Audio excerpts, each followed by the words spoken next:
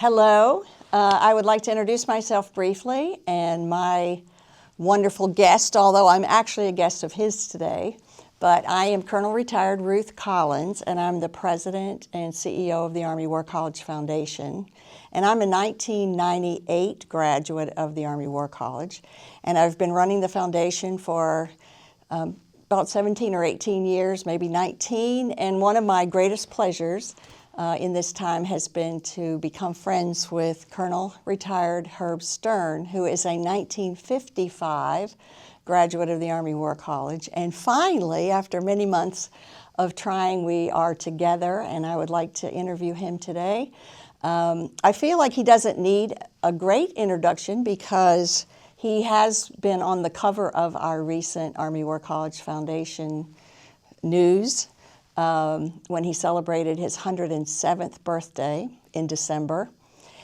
We have recognized him, and I would just immediately like to say that he's the rare person we think exists and will ever exist who is both the oldest West Point graduate and also the oldest Army War College graduate.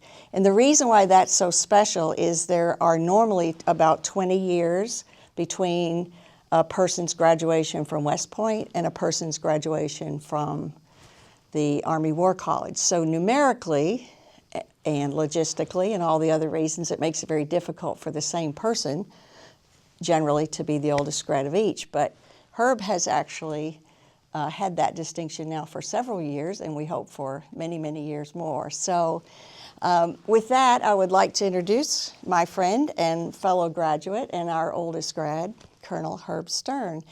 And I have lots and lots of questions to ask him, and I'll ask him as many as I can.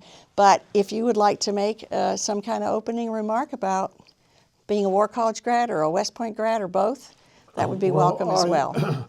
I think you might find that I was also the youngest Army officer in my War College class.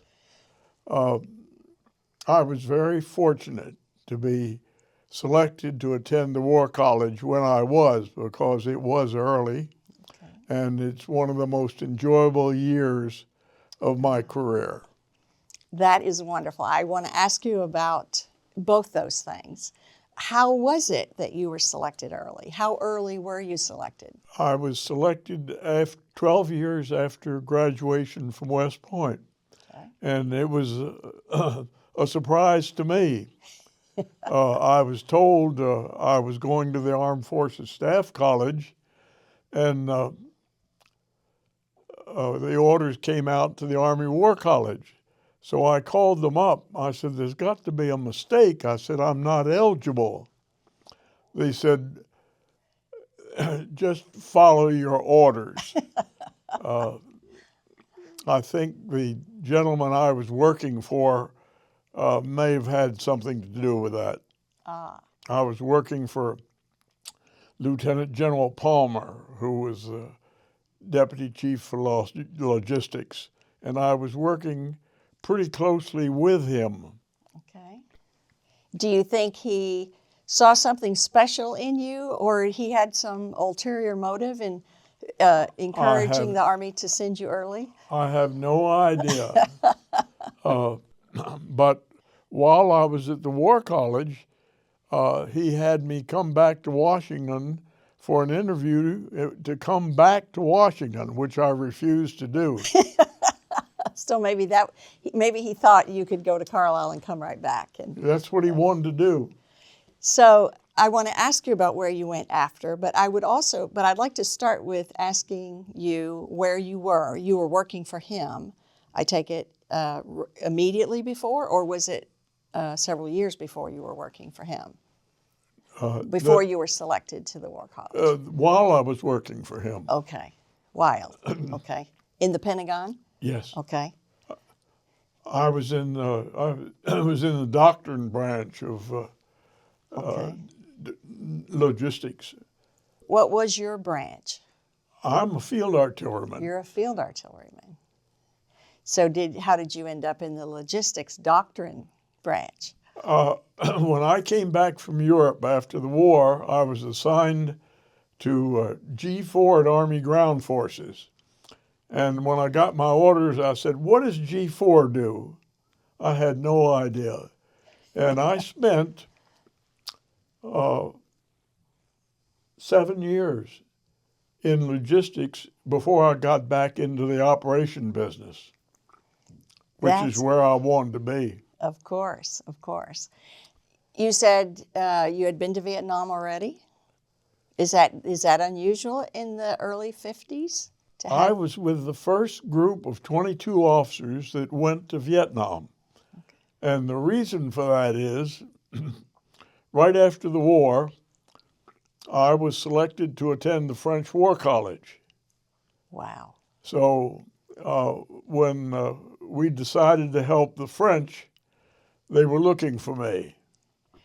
Did you have a background in French? Had you taken French at West Point or in high school? Yes, I took. UK. I got by on my academy French, and actually, in the final months of the French War College, I delivered a lecture in French to the student body. Well, that's quite a tribute to the French department at West Point, I would say then, isn't it? Yes, yes. Wow. So the French, how long was the French War College? And A year. It was a year. And what were the years that you were there? I started in 45 and ended in late 46. Okay. It was a hardship tour A hardship in Paris. tour in Paris. Someone had to do it. Well, at least your French training education at West Point was fairly fresh. Yes, at that it point. helped. That was good then. So, can you tell me more about this excursion to Vietnam then with the task force Well, to help the French? You said. our mission was to organize and equip the national armies of Vietnam, Cambodia, and Laos. And everything had to be done through the French. We could not deal with the national authorities. Okay. And we brought in all American equipment. We watched their organization. We checked on the location of the equipment. We traveled all over the Indo-Chinese peninsula. I've been in places that Americans never got to. I guess so. Were there hostilities then of some? Pardon? Were there hostilities Yes. Oh, then? yes. The Viet Cong were very active. We used to bring ammunition ships in, and we couldn't bring them into Saigon. We'd anchor them about 15 miles out of Saigon, and I had to replace the transportation officer for a brief period, so I had to go down and check out an ammunition ship. And I'm on the ammunition ship, and they're shooting at us from the other shore. You never saw a ship check so fast in your life. You said done, and I'm out of here. Was that your whole team? What was the purpose? The whole team, I think you said, was 22 people? Yes. And that the 22 people were all American All military? Americans, Okay. yes. Were they the same rank as you? You would have been... Well, General Brink headed up the okay. mission, Okay. and I was a lieutenant colonel, and we had each branch, or each service rather, had a colonel heading up a team. Okay. Okay. And how did your excursion there conclude? Did you write a report? Did you have to brief someone? Oh, no, we were out in the field inspecting. So you were inspecting. I would do the programming. Okay. As a matter of fact, I came back to Washington twice during my tour to redo it. Okay. And once the equipment arrived, we would visit the unit for which it was destined and make sure it was there. Ah. Okay. Uh, Quality assurance, more or less. pardon? Quality assurance of Not sorts. necessarily quality, but location insurance. Okay. But you were for the American people, you were making sure that what the Americans were sending was going to where it was intended And being used and for being that used purpose. for that purpose. Okay. And where did you live during this? Were you stationed in one particular place We were in Vietnam? in Saigon. You were in Saigon. The French provided us with a set of quarters for all of us. Okay. And our headquarters was the old Chinese gambling location. Was there any gambling going on there? No, no. Okay. No, what about, you said you went back twice to the United States, but did you have an R&R? Oh, no, or I came anything back like on that? business. Right. Did you have any separate R&R trips where you could No, see any? no. There was no. No, it was just a year's tour. Okay. Were you married then, Herb? Yes. Okay. And where was your family? My family was in San Antonio. Okay. In San Antonio. General Brink came to me toward the end of my tour, and he said, Herb, he said, I'd like you to stay another year. He said, if you stay, you can bring your family over. I said, General, I said, you could give me the stars on your shoulder, and I wouldn't come here for another day. And where did you go next? When I left Vietnam, I came to the Department of the Army. Okay. So that's then the assignment that you had with General Palmer. Yes. Okay. And the assignment from which you got the selection for the War College then? Right. Okay. Did your family live with you in D.C. then? They did move to D.C.? Yes. Okay. You know, I don't think I've ever talked to anyone who served in Vietnam in 1950. You know, most of when I came in the early 70s, everybody had served in the 60s. Yeah. You know, in Vietnam. So I'm fascinated by this early tour, early excursion, early deployment. We were So surprised. you were too. Did everyone else on your team of 22, did they all speak some French? No. They did not. The chief of the Army section was a cavalry colonel who didn't speak one word of French. And General Brink did not speak French. He spoke Mandarin, Wow. which didn't help much. Were you expected to do some translating? No. No. You had translators with you? Yes, we had a do. couple of real French speakers. Did you go back to Vietnam for additional tours later then? Never. Never. Okay. So you checked your block early and Yes. you did other things. Oh, this is fascinating. So your family lived in D.C. when you were at the Pentagon, and did you have children already? Or did you I'm sorry? Did you have children already? Yes, we had 2 children. Already, okay. So did they come with you when you came to Carlisle then for the... Yeah, well, I only For the had a Army. daughter at that time. Okay. My son was born right after I left Carlisle. Okay. So where did you live when you came to the War College? There were temporary quarters Okay. off the post. Okay. I'd have forgotten the name of them, but there were a number of apartments. Was it called Stanwix? Yes. Oh, this is incredible. Oh my gosh.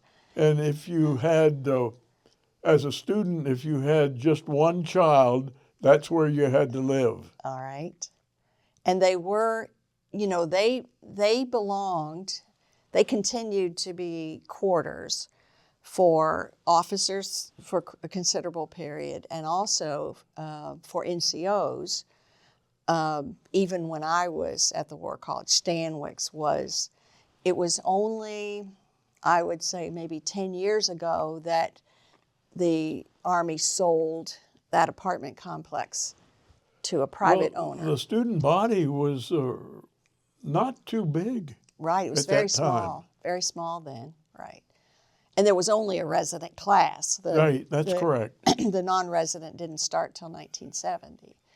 So you lived at Stanwix. That's fascinating. I had heard that it was officers. Those were officers' quarters when the college was still young at Carlisle.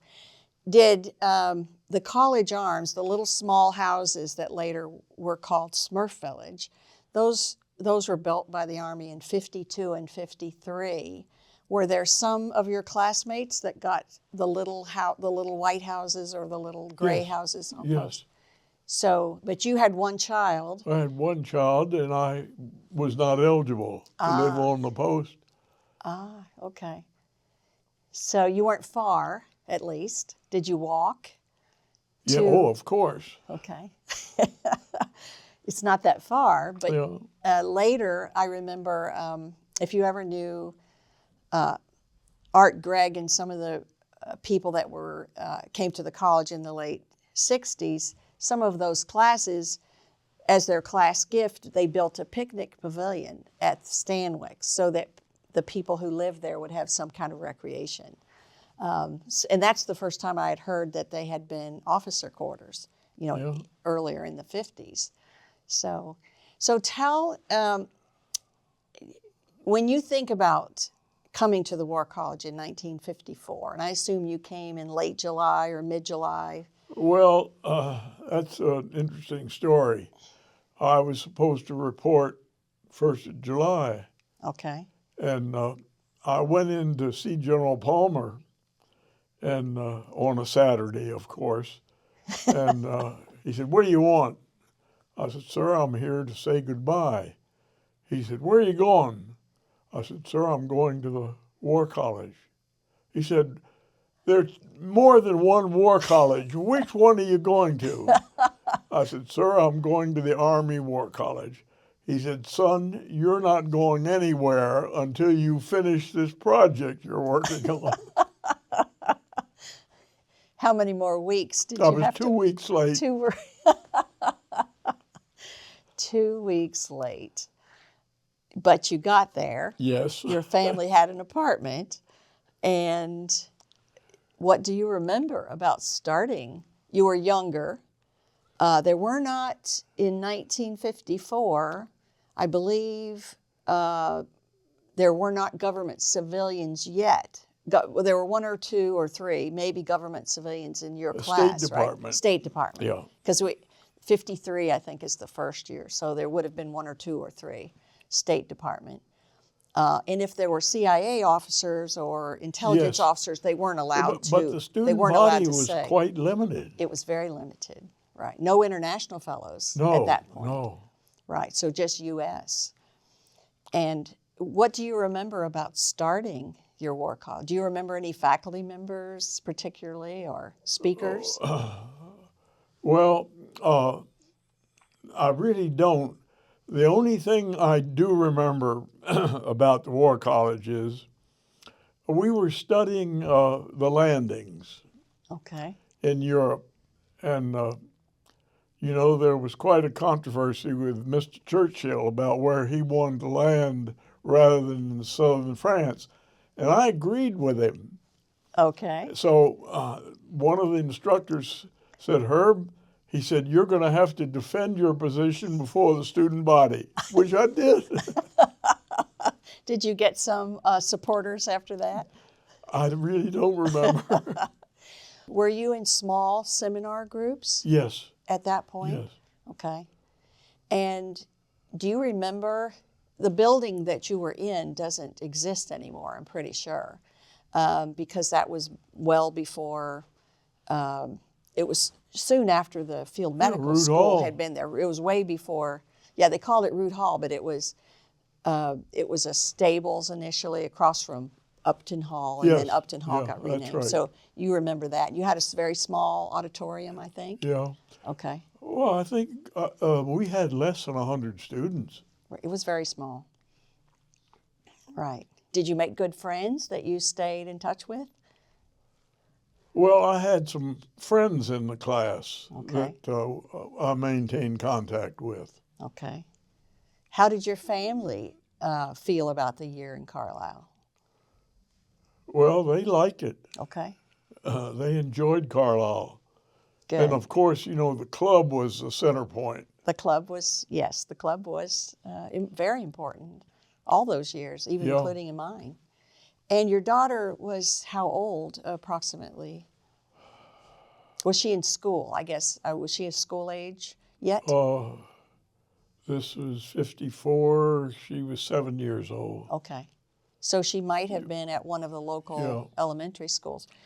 Hamilton, the Hamilton Elementary School was on that same street Yeah, with she the went to school. Stanwicks, so she may have been just gone down the street. So it was a good year for you. I enjoyed it. Okay. It was certainly a different environment for me because before that I'd been with troops Sure. other than the tour in the Pentagon. Right. And did you go back to field artillery duties at some point afterwards, or what did you do after you left? Do the you War know I College? never went back to the field artillery? I was afraid you might say that because a lot of people never did after that. When I left Carlisle, I was assigned to a NATO command, Okay. Sink South. Okay. I had a great job in operations. Okay. And while I was there, I was responsible for all the defense planning in eastern Turkey. And I did a lot of traveling in eastern Okay. Turkey. Okay. So you became an operations officer, more or Yes. less.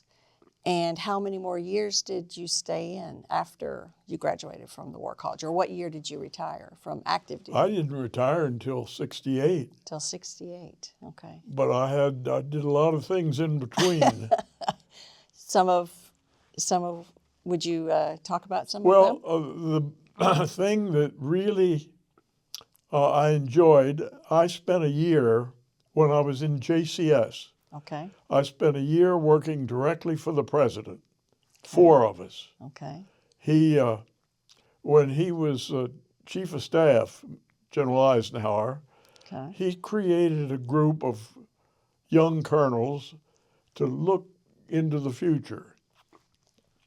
And that concept was moved up to JCS. Okay. And when I came back from Italy, from the NATO assignment, I was assigned as the Army member of the Joint Advanced Study Group in JCS with a rep from each service. And the last year I was there, President Eisenhower asked the chairman if he could borrow the 4 of us.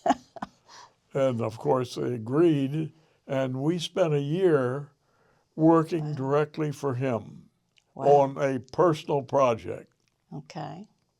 Personal, you can't speak about it? I can't talk about it. Okay. Okay. Enough said about that. Is it a fair question to ask if when you look back at all the assignments that you had after becoming a war college, after attending the War College, do you think that had the most impact in all of the? I'm basically asking about how you feel about the significance of your War College education. Where did you feel it made the most difference? Was it there or in another place? Well, I think the War College moved me into the upper levels. Okay. You know, the Pentagon was fine, but when I got into international Right. treaties, I served in 2 treaty organizations. Wow. And I think the things I learned while I was at the War College certainly helped me manage my career and my work from then on. Certainly. Without that, you would probably never have been selected for those assignments, I would guess, right? Is that what Yeah, well, you believe? that's correct. if I hadn't gone to the French War College, I wouldn't have gone to Vietnam. How did you get to the French War College so young? Was that unusual as well? Did you go there? And when people went later, they went in lieu of. They didn't go in The addition. war was just over. Ah, I was still in Germany. Decided to send 4 American officers, to the French War College. 2 from the theater and 2 from the States. okay. It so happened I was selected from The theater. the theater, Okay. along with a colonel who was an All-American Ended Army. General Hamlet, or Colonel Hamlet at that time, came from the States. He eventually became vice chief. Okay. And they sent another officer, and this is interesting. It was a quartermaster officer, and the French went wild. He was removed in 24 hours. They were indignant about that, I Well, guess. the French were insulted for the Americans sending a quartermaster officer to the War College. Well, and then you ended up in the logistics field later yourself, right? Yes. So, and we all know now how important those quartermaster officers are. But sometimes there were requirements like that, and even now someone will think, no, it has to be a traditional combat arms and so forth. But so he had to turn around and go back, I assume. He was removed in 24 hours. Oh, goodness. Well, I hope he ended up with something good wherever he went after that. But so you're a French War College graduate, really, in the 40s, and then you're an Army War College grad in the 50s, in 55. Did you have any other educational, I mean, pretty much the Army War College is as far as you can go, but sometimes there are fellowships or other educational temporary assignments that people get. Well, I was, while I was at Headquarters Army Ground Forces, there were 2 requests for me.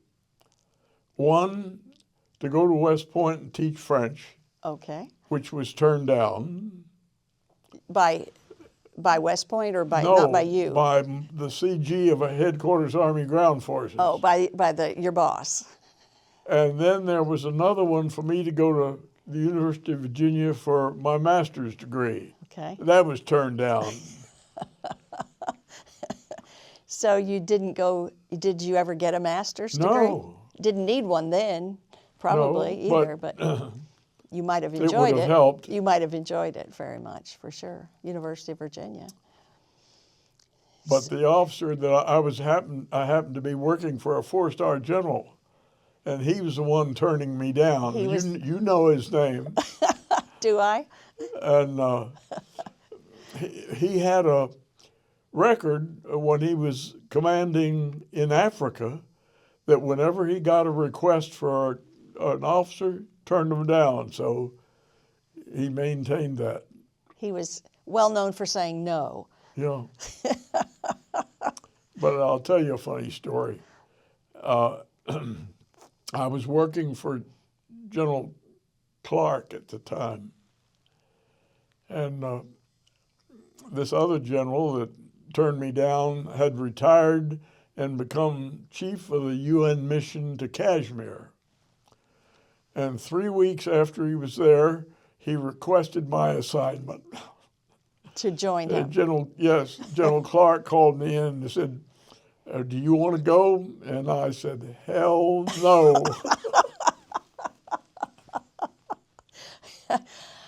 I understand completely. And you didn't have to go. You were allowed to stay. Yes. Where you were then, right? Sometimes we do get a choice about those things when we're a by name request, and sometimes then, we don't. I came back to Carlisle. Did you? Okay, I want to hear about that. Yeah, that was my final tour. Okay. What did you do on your final tour? I was in the Central Treaty Organization. I was in the Combined Military Planning Staff. And this is funny.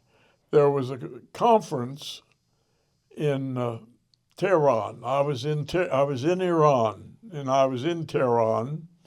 And General Wheeler, who was the chief of staff, chairman at that time, came to Tehran. Now, I had worked for General Wheeler, and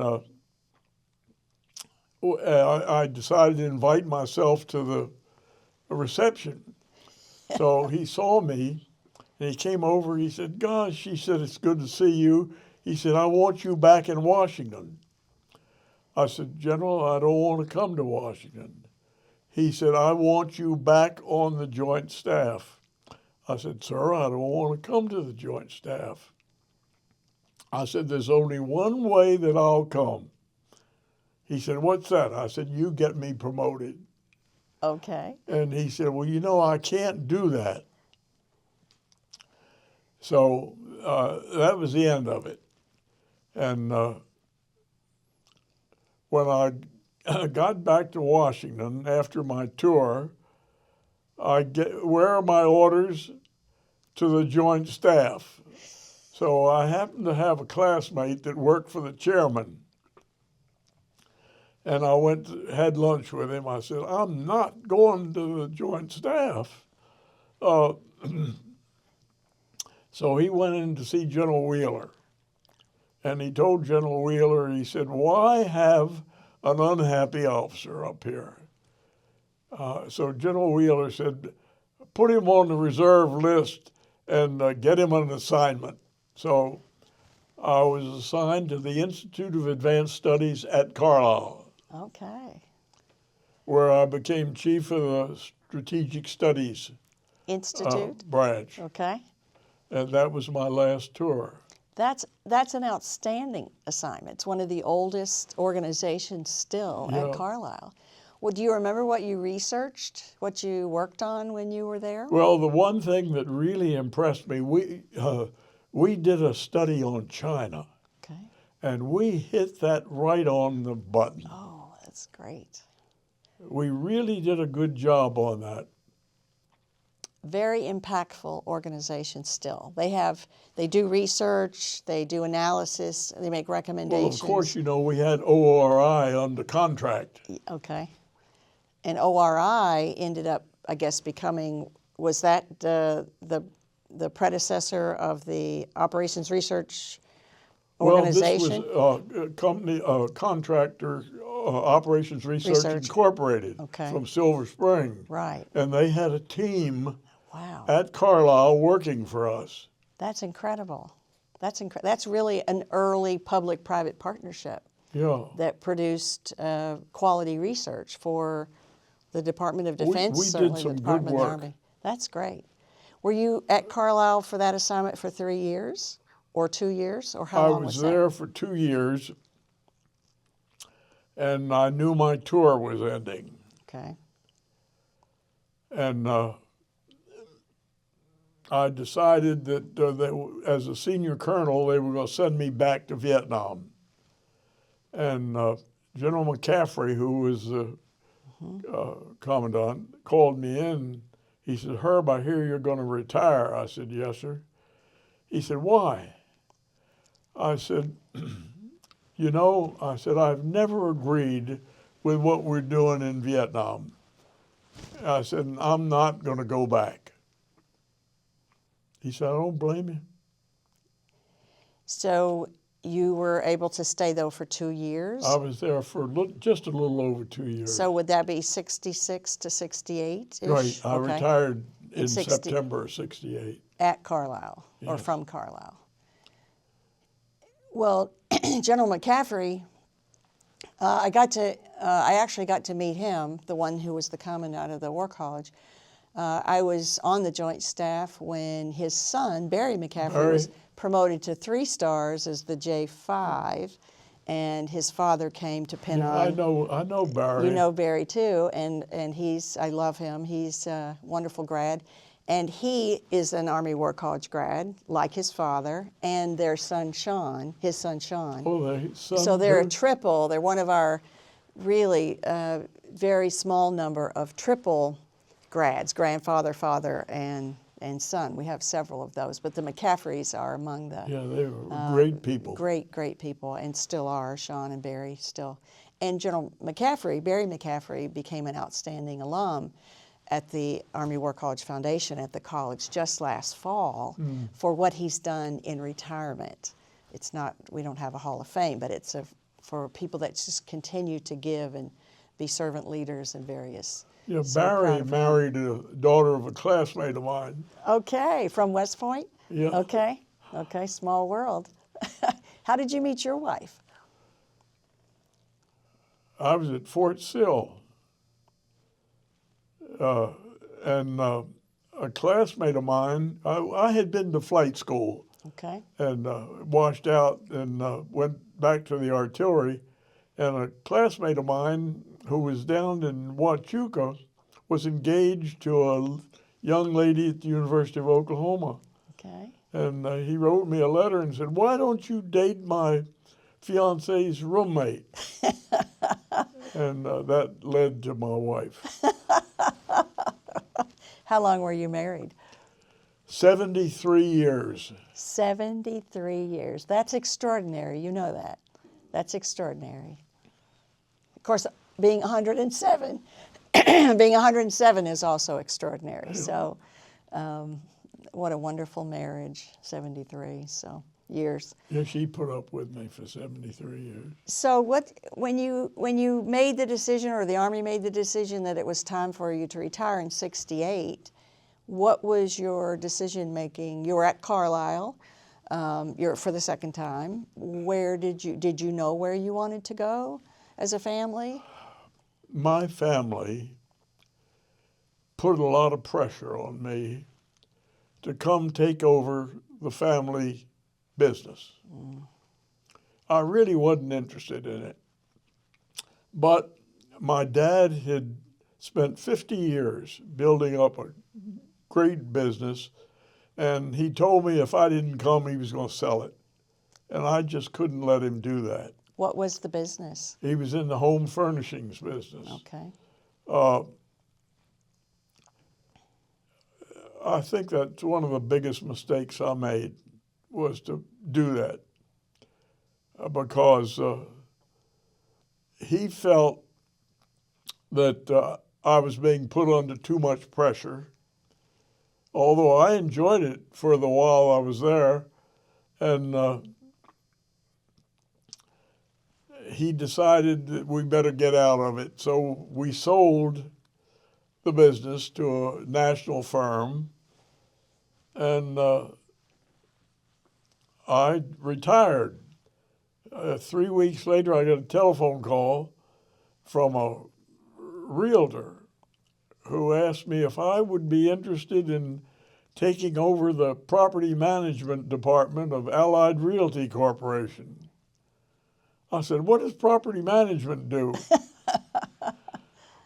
He said, "Would you come down for an interview?" I said, "Sure," because I had been out of work 3 weeks and I was bored.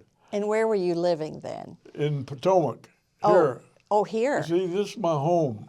Okay. In this area. So when he said come down, where was down? That you had to go Bethesda. All the way to Bethesda. Okay. All 10 miles. And I worked for them for 8 years, and I decided to retire. Did you retire fully then? Oh, yeah. Okay. I spent my time hunting and fishing. Okay. In this area, in Potomac? No, I lived in Potomac. Oh, okay. But we had a place on the eastern shore. Okay. And I did a lot of goose hunting, okay, fishing, things like that. Like Duff. that. Sure. Sure. Very nice. How long did you keep that property? 29 years. Oh, I bet that was hard to let that go at some point, probably, wasn't it? Yeah, well, I had major surgery, and I had to give it up. Okay. Okay. And you had a son now. Of course, your son was born right after the War College year, you said. He was So- born in Italy. He was born in Italy. Okay. And how old is he now? He's 69. 69. Okay. And lives not here with you, but lives in Colorado, I think you said? In Fort Collins. In Fort Collins, Colorado. He's here every month, Okay. and he calls me every day. What a great son. I saw him in a number of the pictures from one of your earlier birthday celebrations too. Nice looking man, you know. Sounds like a great son, for sure. Well, when you think about certainly your Army career, we've talked a lot about coming to Carlisle. That was a positive experience, like it is for 99.9% of the folks. Gives you tools, to do something more. But you said when you took the job and you went, maybe it wasn't the thing that you would do if you had it to do again, when you went to save your father's business. What do you think you would have done or might have done instead of that? Or have you ever thought about that? Well, while I was at Carlisle, we had a project in my branch that had no business being there. It was a directed project by the Chief of Staff. Ah. And I went to General Saleh, Okay. and I said, General, this does not have any business being here at the War College. He said, where do you think it ought to be? I said, probably Leavenworth would be appropriate. He said, do you think you can sell it? I said, I'll give it a try. So Butch Ludden, who was chief of ORI team, Okay. and I went to Leavenworth. And we briefed General Davidson and his crew on this project. It was a tough one, really. And while I was briefing him, I looked at him, I said, I don't think he understands what I'm saying. And he bought it. Okay. And as soon as they bought it, they turned it over to Booz Allen. Oh, okay. Booz Allen turned around, came to me, and asked me if I'd come out there and run it. And you said, And I said, no. no. Isn't that something? But it was an artillery related. No, no. Oh, it wasn't no, artillery. No, Oh, it wasn't artillery related. I'll tell you what you it said was. your branch, so I wasn't sure. The Chief of Staff directed that we should develop a means of assessing the combat effectiveness of a division Okay. and come out with a paper that tells us how effective this unit is going to be. That's a tough job. It is. Metrics, right? Right. That is tough. So did Booz Allen go anywhere with it, do you know? Oh, I didn't take it. I don't know what happened to it. We don't know. I'm sure someone's still trying to measure the effectiveness of a division, right? Oh, that's great. Did you, after you retired from Carlisle, did you ever come back again to Carlisle? Have you been back for reunions or various reasons? I used to come up to pheasant hunt. Pheasant hunting. I was wondering because we have pretty good hunting around. Yeah. So did you have friends still in the area? Was there a favorite place you liked to do pheasant hunting? My last tour at Carlisle, I lived in the house just off the post. But it was a quarters on the Pike. Yeah. In the white. Yeah. You lived there. I think it's James. Wasn't it a Madison? The Wilson house. The Wilson The house. Wilson house. The Wilson house. Oh, it's It was still. a great set of quarters. You lived there. Oh my goodness, you're a celebrity. That's a great house Yeah, still. it's now a State Department, I think. It became the State Department house temporarily, but the State Department, we haven't had an ambassador every year anymore. So the senior State Department person, we do have a senior State Department person now, but I don't think he has quarters. But the Wilson House became just one of the quarters that you could request, or if you were next in line. And some people liked living. Once they put the fences up after 9/11, it was harder to get on and off post, you know, Yeah. because the front of the house was That off was a of nice set of quarters. very nice, the Wilson House. I've been in it. It's beautiful. The grounds are beautiful. It still belongs to the. Got that spring in the It's back. got the Latort Spring Run. That's correct. Did you ever fish? Did you ever trout fish off the on post? I stocked that stream. Did you stop? Well, it's still one of the two famous trout streams in When Pennsylvania. I was stationed there, I got some stock from the county and stocked the stream, and I came home one day and all the kids on the post were fishing in there. It's still a wonderful place, the Latort Spring, and it's directly behind the new War College building, and we're building the Alumni Hall and Park, and it's right on the Latort How many Spring. students do you have We have annually? almost 400 Wow. in every resident class, and then we have another 400 in the distance class every year.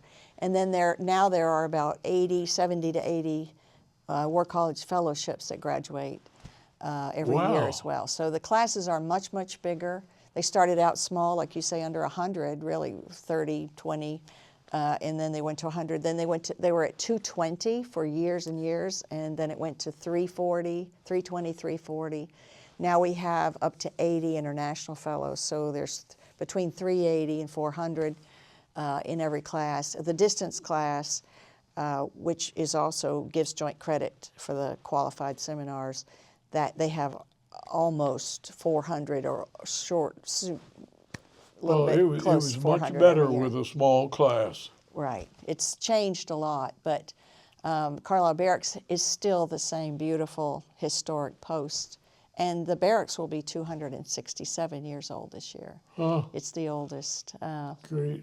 but gets credit for being the second continuously oldest used post because of the Indian school, Yeah. you know, legacy there too. But so it's beautiful. We'd like to invite you back anytime if you ever would like to come back. Well, thank you the very much. classes would love to hear from you. Herb, I am thrilled that we could do this. I've been wanting to ask you these questions about your memories of the War College. 1954 to 55 is an amazing, makes you an amazing person. The War College, having moved to Carlisle in 51, having temporary, office and educational facilities for a period, growing into the Army War College it is today. But with that legacy, never forgetting that legacy. You're part of that. My career, some of the things that really made an impression on me, I think the War College was probably number one.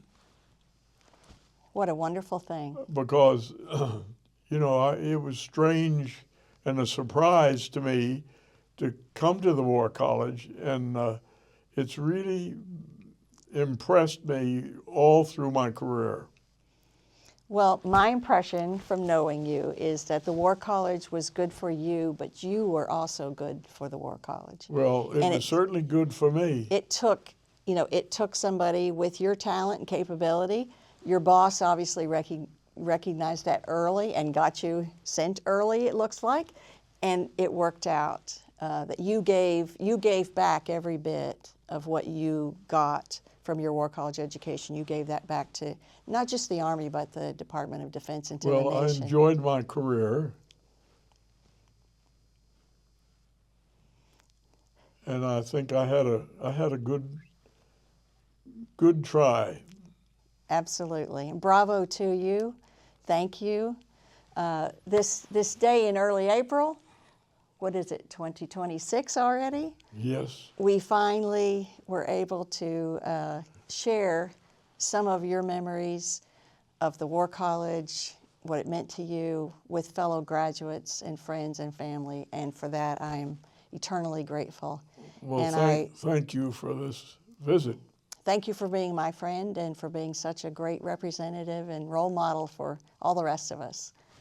Thank you, Herb. Appreciate it.